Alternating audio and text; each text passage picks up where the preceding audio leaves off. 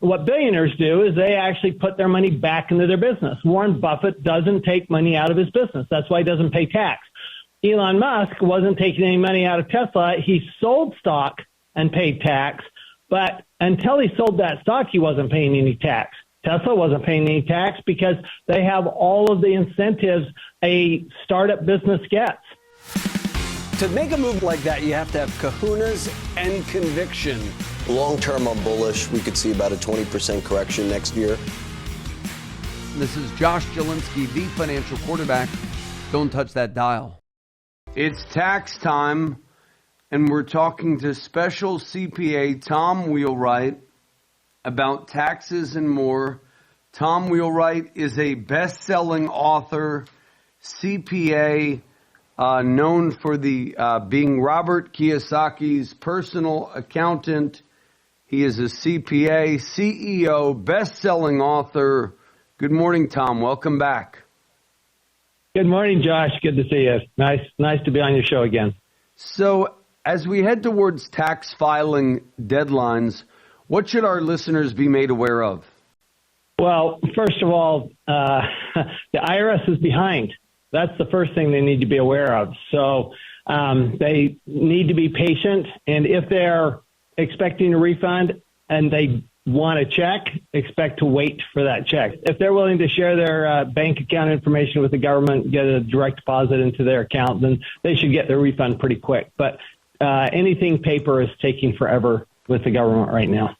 So let's talk about the Biden 2023 budget and how the higher corporate tax rate, which I believe you think, if you could be a betting person, and I don't gamble, you probably don't either, what would be the corporate rate you think we have? I think you've said in the 23, 25, something like that.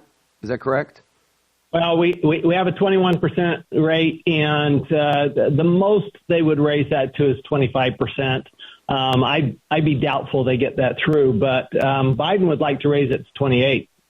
How will the higher corporate rate affect the top percent of earners? Well, so the challenge on the higher corporate rate is, remember, you pay tax at both the corporate level and the individual level. So if you're invested in the stock market, that could be through your 401k. This isn't just affecting the high income earners. This is affecting everybody who has money in an IRA, 401k, pension plan, profit sharing plan, or just in the stock market.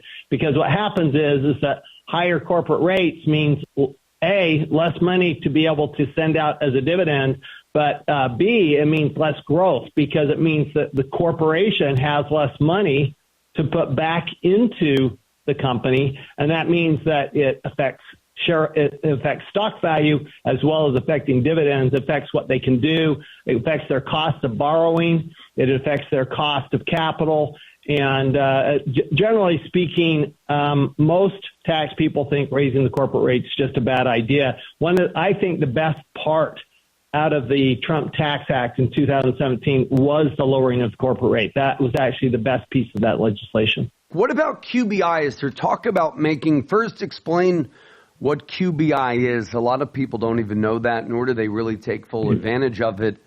And is there a hope that QBI, I'll ask that follow-up later. First, talk about what QBI is and how the average business owner can take advantage of it.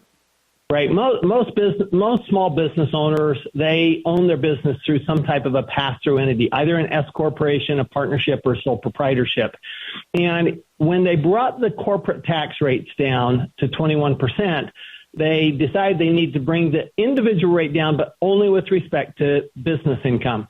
And the way they did that was through a deduction. And basically what happens is a business owner that has an S corporation only pays tax on 80% of their income. In other words, they get a 20% tax deduction of their net income from their business, and they're only paying tax on 80%. That's essentially what QBI is. And how can people take advantage of it right now who maybe aren't, or whose accountant maybe isn't as enlightening as you? How could they take advantage of it? Name some examples. Yeah, so this is actually one that I see missed a lot, and I saw it just the other day, and it was actually hundreds of thousands of dollars of miss. And the question is, what's a qualifying business? because it's a qualified business income deduction. And there are certain businesses that have a threshold, like a CPA or certain financial consultants would have a limitation. In other words, if you make over $315,000 a year as a married couple, you may not qualify for it. However, there are a lot of people that do qualify that you may think, well, they don't. Let's say, for example, you're a financial planner, but what you do is you make commissions. Okay, you don't have service fees, you don't do consulting for service fees, but you actually make commissions. You're effectively in normal parlance, you're a salesperson, and you make commissions from that. Well, in that case, you qualify. So you don't have a limitation on that. And there are other people, like, for example, somebody owns a pharmacy. They think, well, wait a minute, that's healthcare. That doesn't qualify. No, pharmacy is a retail store. Unless the money you make giving shots is more than 10% of your business, then pharmacies would qualify. So there are actually quite a few businesses that qualify, and maybe on the surface it looks like they don't, but when you dig into it, they actually do. And that's where your CPA needs to read the actual regulations and the rules that the IRS puts out. Wonderful. So QBI, I think it's something that they should make available to all businesses. It doesn't apply to every business. Have you talked about them extending? Have you heard about them extending it or not really? This administration is not going to extend it. Okay, nothing from this administration is going to be a tax break other than clean energy and child tax credits, things like that. So I don't think we're going to see anything for the next 3 years in this area. I would like to see it extended. I'd like to see it just, allowed to everybody. You might require a reasonable salary, something like that, but I think that you could still do it without penalizing. I'm not sure why you're penalizing big CPA firms. I'm not sure why you're penalizing, big financial consulting firms, or why you're penalizing, frankly, doctors who, aren't just getting a wage. They're literally running a business. So it's the business income. What they're trying to do is not give it to wage income. And of course, some small businesses, their business income and their wage income are the same. But for a lot of small businesses, that's not the case. Now, you've talked about the energy credits. Currently, right now, if you spend $100,000 on solar, you get $30,000 back as a credit. Is that correct? Or 50? It's 26. 26 right now. So it's a 26% credit right now, and it applies to both homeowners and businesses. But what businesses get that homeowners don't get, this is my big campaign this year for my clients. If you have business real estate, and that could be rental real estate, okay, and you put solar on it, not only do you get a 26% credit, you also get an 87% deduction. So if you put $100,000, you get $26,000 back as a direct tax credit and another $87,000 deduction off of your taxable income. In effect, if you're in a high tax bracket, you could be paying as little as 38% of the cost of that solar if you install it on a business property. Wow, that's fantastic. So should we wait to do solar till they extend it or make it a higher percentage, or should they do it now? Because they probably won't make it. I've heard I think you were on here last year and you said they may even enhance it. They may make it 40% or 50% because of the environmentalists. Is that correct or no? Yeah, the proposal in the budget is 30% and to extend it for 5 years. And I think that they would like to do that. I think that's the most likely new tax benefit that's going to come in if it does this year.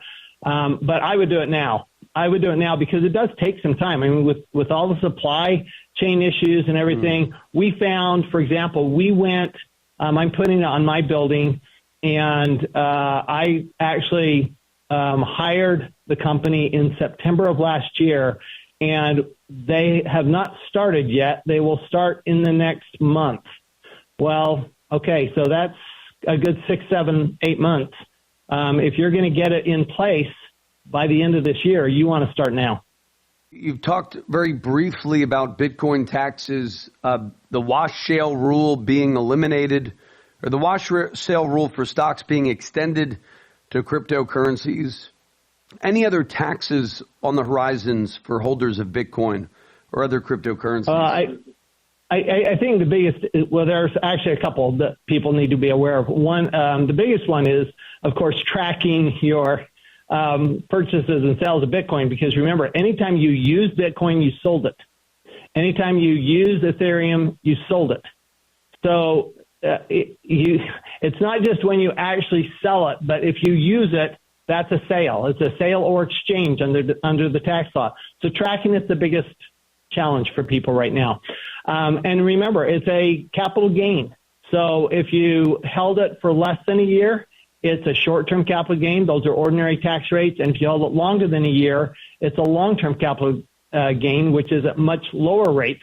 So you want to be able to show that you sold your older crypto, okay, and you want to be able to show that you sold your higher basis crypto, meaning the crypto you paid more for than the crypto you paid less for. So tracking it is actually a really big tax really big tax advantage if you can track it properly and you can report it properly. The other thing that people are doing, of course, there's a lot of DeFi, there's a lot of staking and mining. The IRS has said that mining is taxable ordinary income. Staking, however, they are about to lose in court, and they withdrew their case. The IRS did. So what that means is that the court was going to hold that staking is not taxable.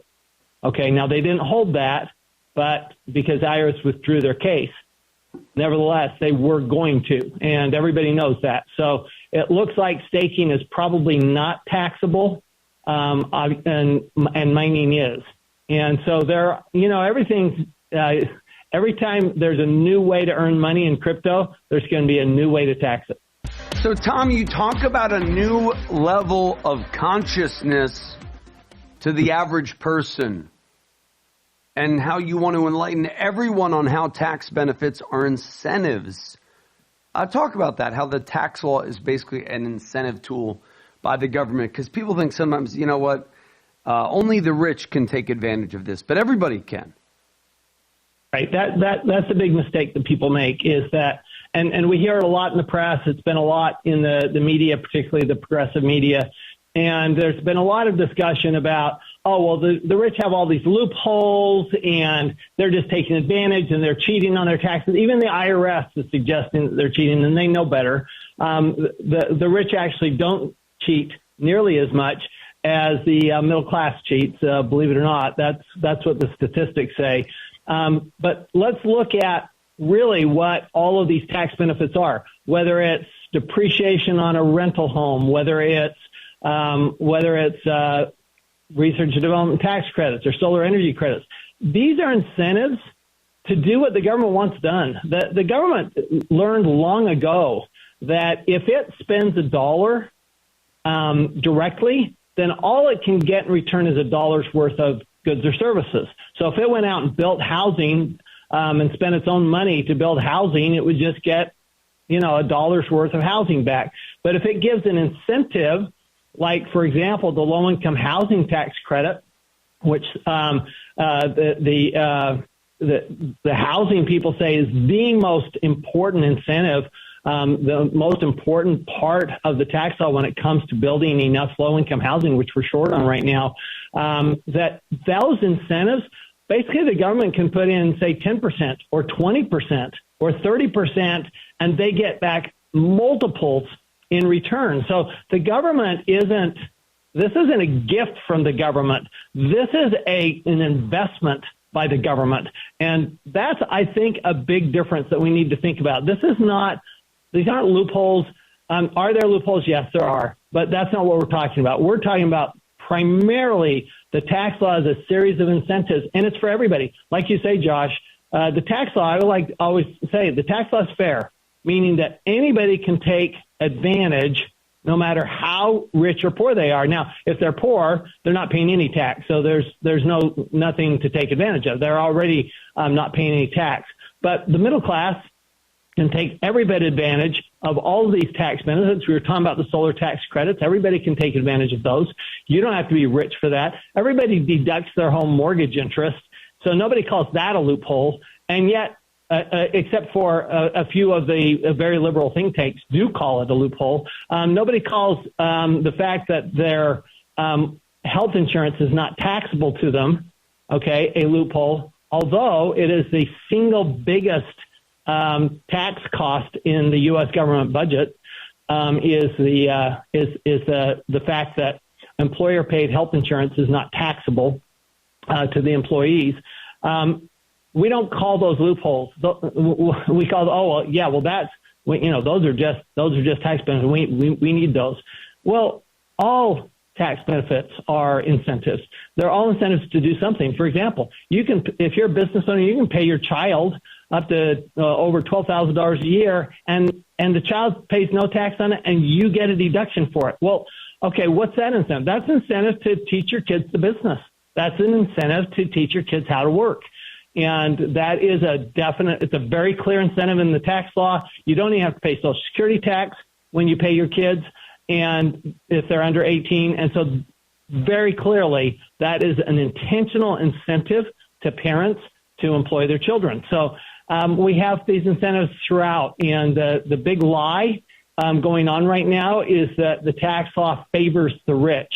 The tax law favors those who invest and basically those who are active partners with the government, and it penalizes, or doesn't really penalize, it just says you have to pay tax if you're a silent partner. So you get to choose. Are you a silent partner? Or are you an active partner? And the tax law essentially incentivizes the small business owner. And we talked about various tax breaks today: energy, SEPs, basically pension plans. You could do a profit sharing, a defined benefit plan, research and development tax credits. We just talked about Bitcoin and cryptocurrencies. What do you hear about innovations in IRS? Basically that they can do chain analysis to figure out who is selling what. And now a lot of people think, I'm in Bitcoin. The government isn't going to know what I'm doing. Wake them up for a second, Tom, because I think people don't realize what the government is doing to get data from cryptocurrency trades and Bitcoin billionaires and millionaires. What have you learned about that? Yeah, so in the infrastructure bill that was passed last year in 2021, we did get new tracking requirements for crypto, and you're going to see crypto tracked just like stocks. And cryptocurrencies are going to be tracked very carefully. The government is very concerned. There's clearly a lot of fraud. Remember, just because you don't file a 1099 or you don't get a 1099 doesn't mean it's not taxable. All income is taxable unless the government says it isn't. So there's no need. Here's the thing: there's no need to cheat on your taxes. What a lot of rich people know, what a lot of business owners know, is that the tax law is built for them, just like you say, Josh. So it's built for them because you're creating jobs and you're creating goods and services that the economy needs, and that's why it's built for you. So it's a very positive message that we want to get out there, is that this is a very positive opportunity, and it's not a bunch of tax cheats. Yeah, you need a good CPA who understands Bitcoin, cryptocurrencies, and more. And I know you've spoken at many Bitcoin conferences. What did you learn in those conferences? I know you were a keynote in one like a few months ago. I'm always fascinated by the whole blockchain area. I definitely invest in Bitcoin and Ethereum, and because I just think it's a very important change in how we do business. I think particularly the whole blockchain idea. Bitcoin, of course, is just that's somebody's imagination, and it's worth whatever people think it's worth. But Ethereum is actually a platform for building blockchain technology. So if you look at what's going on, just what they're doing in DeFi, which is this is financial transactions on your Bitcoin and on your other cryptocurrency, in that DeFi area, that is just blowing up. And I'm always fascinated. I'm an old guy, and this is really new. This is really kind of hard to get your hands around. The way I have to remember is that blockchain is just triple entry accounting. We have double entry accounting right now, and this is just triple entry accounting. So it's not that difficult to conceptualize, but what they're doing with it in DeFi, in staying out of the banking system, is pretty amazing. But the IRS is very aware of it, and they are doing their best. Now, you talk about tracking. The IRS is not nearly as good as New York. So New York is really good at tracking through and saying, well, look, if you own a convenience store in Manhattan and you sell so many lottery tickets, you probably have this much income, and they're going to come after you for the sales tax. And New York is very good at that. The IRS is very weak in its technology still. I'm sure some Bitcoin people are happy to know that, but they are. They're very weak. And this budget does give them some more money, particularly for technology. Didn't they just pass like $60 billion or something for funding for the IRS?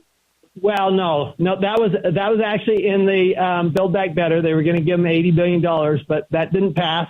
Thank goodness. But they did give them an increase of about $6 billion, I believe, in this latest budget.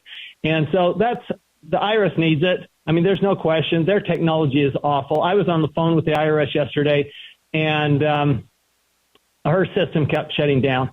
Wow. I mean, they are just have such antiquated technology. They really... Well, that's why they need to abolish the IRS and give the taxpayers back their money. But anyway...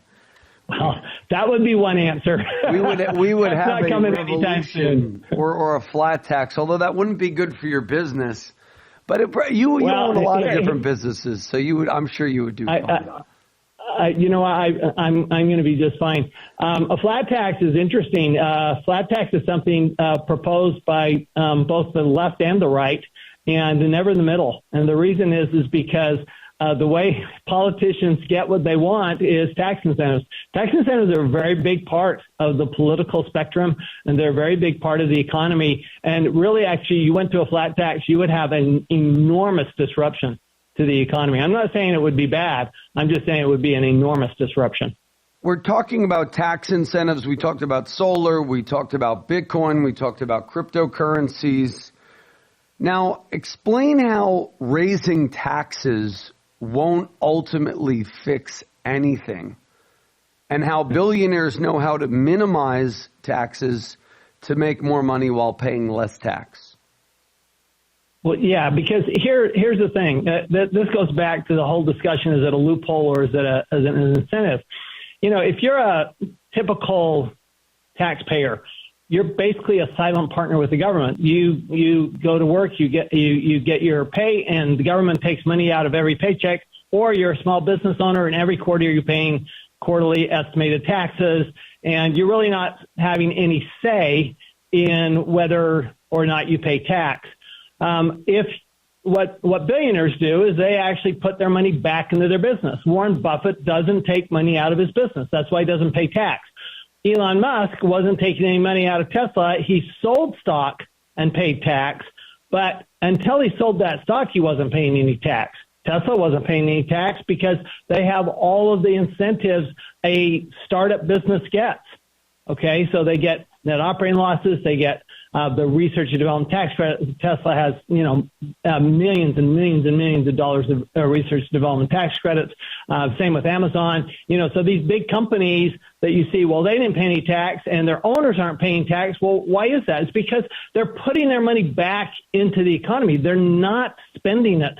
Remember that the tax law, particularly in the U.S., but really all over the world, is a consumption tax. It's a tax when you save it or when you spend it. But if you reinvest it either into your business or into the economy, the real only exception to that is if you put your money into a pension plan, which, again, a small business has until really September 15th. assuming they filed an extension to open a pension plan or open a SEP IRA. So you've got time to do that, but that is an incentive for retirement. That's what that is. It's still an incentive.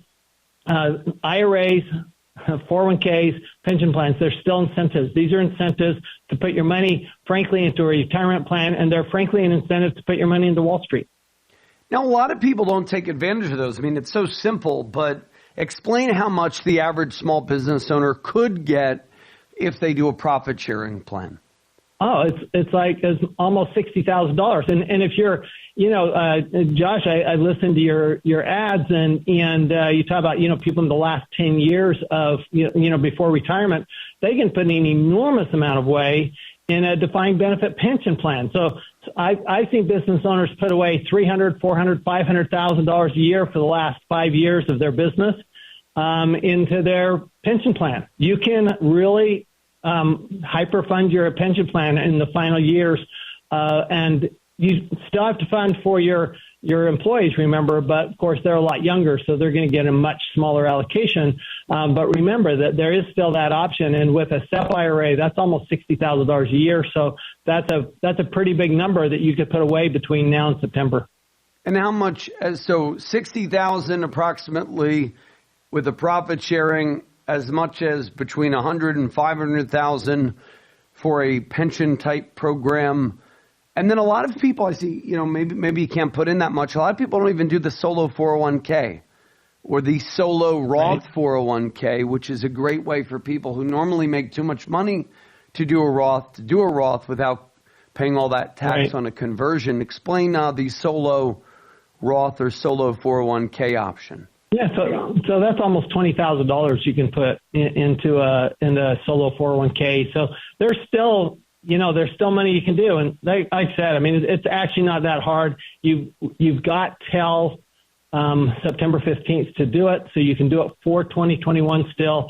And those are some options. There are some legitimate options. Billionaires don't use 401ks. Billionaires don't use pension plans. Billionaires invest their money back into the economy. That's what they do. They're investing in real estate. They're investing in solar and technology. They're investing back in the business. They're investing in agriculture, energy. This is what they invest in. And that's why, when I say, raising tax rates don't really affect the people who know how the tax system works, because they're not paying taxes anyway. So, whether you're paying a 30% tax on zero income or a 80% tax on zero income, it still comes out zero. So let's talk about real estate taxes. I mean, that's kind of your claim to fame. You are the real estate guru, Robert Kiyosaki's CPA. What are some tax breaks that people can take advantage of with regard to real estate? Yeah, so real estate's very highly favored in all countries. And as a result, you could put in, and it's favored because not only do you get tax benefits from the money you put in, but you actually get tax benefits from the money the bank puts in. So if you put in $100,000 and the bank puts in $400,000, your tax benefits are based on a $500,000 investment, and you could get a tax write-off of as much as $80,000 to $100,000 for that $100,000 you put in, just because it's multiplied so much by what the bank puts in. So depreciation is a big one. Putting solar on your rental properties would be the other one that would compound that. These are all things. I got a new book coming out, Josh, The Win-Win Wealth Strategy, and that's what we talk about. We're talking about these strategies that the billionaires use. This is what millionaires, billionaires use to pay less tax. They're putting their money back into investments that allow for big tax incentives, like real estate. Yeah, so you can pre-order the Win-Win Wealth Strategy, 7 investments the government will pay you to make. First edition, here first. Heard it here first. When does that come out, Tom? It comes out in June. So pre-order it's coming now. Quickly. That's going to be a bestseller. So pre-order it now on Amazon. I know you're big on real estate tax saving strategies. One of the things that people don't talk about that I know you talk about a lot is cost segregation. And I've had people who I said, well, you got to call this person. You got to talk to this person about cost segregation. They come back and they say, oh, no, well, my accountant said it wasn't a good idea. Who is cost segregation for? And why do so many accountants don't use it, but you talk about it? Well, I think accountants don't use it because they don't understand how to use it. Okay, so what the government says is that you get different depreciation rates for different parts of what you buy when you buy property. So when you buy property, you bought land, you bought a building, you bought land improvements, and you bought the contents of the building. Okay, like the ceiling fans, okay, and the window coverings, the flooring, things like that. Well, right now, this year, you get 100% deduction for the purchase price of the land improvements and the contents. Well, that's as much as 25 to 30% really of the cost of the property. But you have to do a cost segregation to prove that.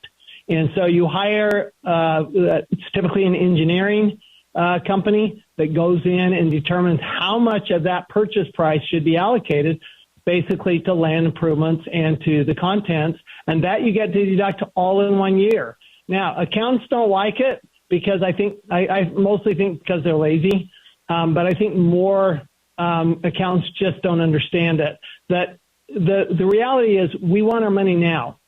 And if we can get our money now, I mean, I find it interesting. These are the same accountants say max out your 401k. When a 401k is also, they say, well, a depreciation is just a deferral. Well, what do you mean? That's what a 401k is. So don't speak out both sides of your mouth. Deferral is either good or it's not. It's not. Sometimes it's good and sometimes it's not. So we want our money now. And the reason we want our money now is because we want to reinvest that money. You can actually, we actually run through these models at Wealthability, and it's pretty easy to run through a model where you've reinvested the tax benefits from 3 different investments, but you do it all at once because you don't have to wait. See, if you've got a big tax bill, my question is why? It's because you're really not taking advantage of the tax incentives the government has to offer, and you're a silent partner with the government. So if you want to be active with the government, then being active with the government means the government says, by the way, the IRS says we want you to do a cost segregation. The tax law says we want you to do a cost segregation. So if you're not doing a cost segregation, you're actually not doing what the government is wanting you to do, actually, and you're not getting the full tax benefits that you're entitled to if you simply undertake a cost segregation. I mean, I know my investors, my clients, they want their money now. They don't want to wait for 30 years to get their money. What is the proper price to do cost segregation? Can you do cost segregation on like residential real estate, or does it have to be commercial? You can, and I would I actually type in Google or the internet. There are some apps out there that will allow you with your CPA to do cost segregations without an engineer. So you can do the measuring, you can take the pictures and everything. Your CPA just has to say, yeah, I'm okay with this, because the CPA does have to sign off on it. But it can be as little as $400, frankly, to do a cost segregation on a home, or anywhere up to $400 to $2,500 on a small property. But the reality is that, Josh, the money is so big. If you're in any kind of a tax bracket, 30% or more, then the cost segregations, the cost of it is minor compared to the tax benefit from it. So even on a $300,000 house that you rent out, you might be able to get a $100,000 deduction? So, yeah, okay. You could easily get at a minimum $70,000, $80,000 deduction on a $300,000 house. I mean, think about it. A $300,000 house, you probably only put down $60,000. You might get a deduction for more than the $60,000 that you put down on that house if you do a cost segregation. If you don't do a cost segregation, by the way, I can tell you what you're probably going to get on that $300,000 house. You're going to get a tax deduction of about $6,000 a year. Is that the 27.5 depreciation schedule, that whole thing? Yep. So, yeah, take advantage of it. What other things in the Trump tax code are people not taking advantage of that you're helping clients. I mean, because it's kind of funny. We've had Biden now for almost, a year and a half, and we still have the Trump tax code. So it's kind of funny. We do. We do. We still have the Trump tax bill. We don't have a Biden tax bill yet, and we might never get a Biden tax bill, frankly. So we can thank Kirsten Sinema and Joe Manchin for that. The qualified business income deduction, the lower corporate tax rates, those both came out of the Trump bill. Now losing the research and development tax deduction, that also came out of the Trump tax bill, by the way. So we did lose some things, and we lost our deduction for personal income taxes. So there was a trade-off there. But businesses did quite well in the Trump tax bill. The real estate depreciation, that's the big one. That's the biggest new benefit in the Trump tax bill. But remember, it doesn't matter. Here's the point, Josh. It does not matter whether you're going to invest in energy, in food, in business, in technology, in real estate. It doesn't matter. I mean, literally, I list 7 different segments of the economy, 7 investments. The government will literally pay you to make that investment if you make an active investment. Oil and gas, still big oil and gas tax benefits.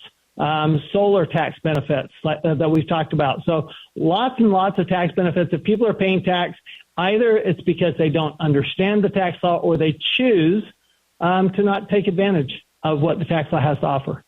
So repeat those 7 again. We got solar, real estate. So the 7, you've got business, right? That's number 1, right? You have technology, which goes along with business. You have real estate, right? You have energy.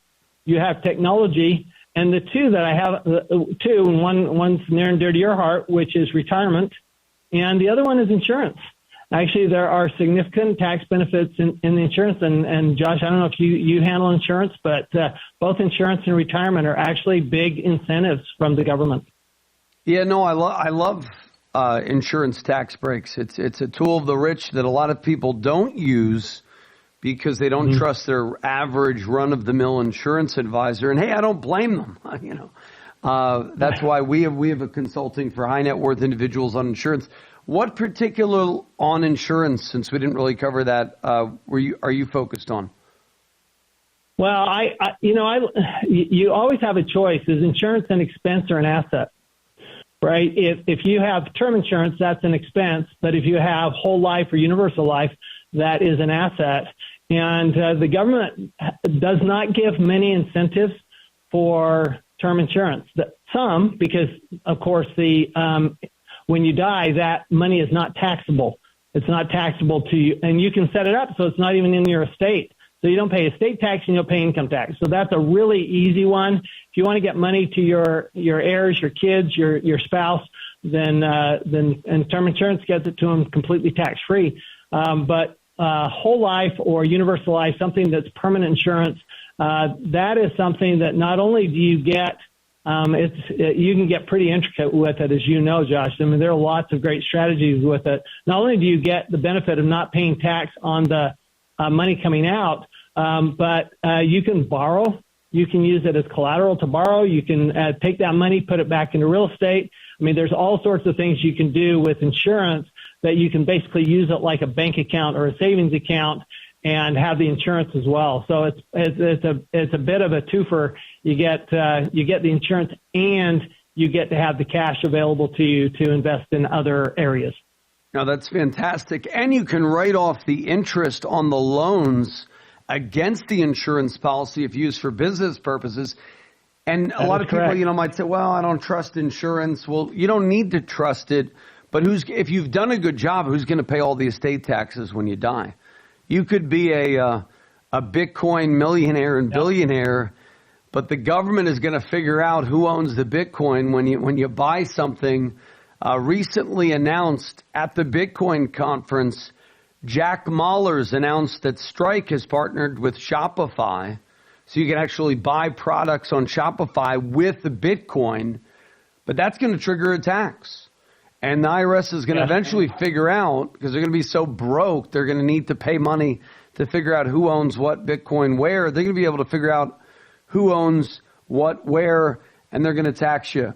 So parting 60 seconds, Tom, any tips that you wanted to share that didn't, or a final parting thought for our listeners? Well, maybe just a reminder from how we started the show, Josh, and that is that you do have time to put money into your IRA. You have until April 18th.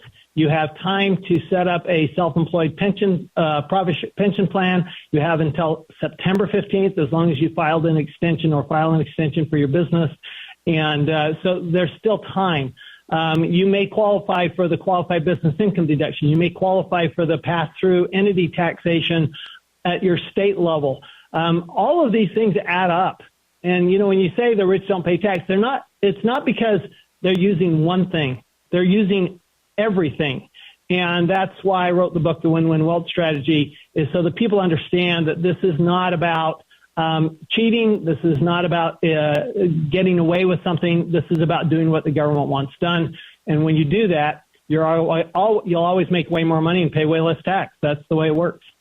Thank you so much.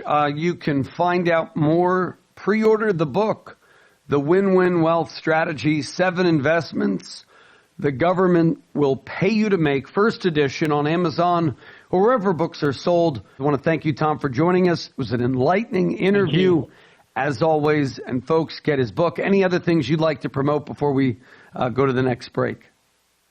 Well, so I'm not as prolific as you are, Josh, but I do have a podcast, The Wealthability Show, and would love to invite anybody on there. And Josh, I'd love to have you on the show sometime when you have some time. Yeah, it's one of the best podcasts on taxes. Tom gave the greatest, I mean, I look at podcasts, YouTubes all the time, greatest articulation of the Build Back Better plan. And he was on here in November decrying it's really just tax hikes. And I think in part due to your great job articulating it, people might have voted against it. So I think you were very influential. It looked like it was dark. Thank you. It looked like it was a dark time and we were going to have a massive tax increase now. And all we got was a couple, little things here and there, which are still significant, but not nearly as bad as it would have been. So thank you for that. I know that they listen to these podcasts because I've had stuff that I've said or had a guest on and then, we had like the Social Security guy 10 years ago talking about Social Security loopholes, and then they ended up closing these. And I think it was because Lawrence Kotlikoff kind of gained fame for showing the little loopholes in the Social Security system. And so you got to be careful. Don't publish all your secrets, Tom. They might close some of them. So this is Josh Jalinski, the financial quarterback. Don't touch that dial.